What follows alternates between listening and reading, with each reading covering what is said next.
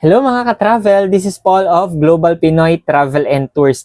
Another day, another franchisee tayo ulit. And I would like to welcome Ma'am Dalisay Riandino from Nueva Ecija. So isa pong canteen owner si Ma'am Isay, no, doon po sa may Nueva Ecija. And syempre gusto pang dagdagan yung income, di ba, yung source of income, ika nga.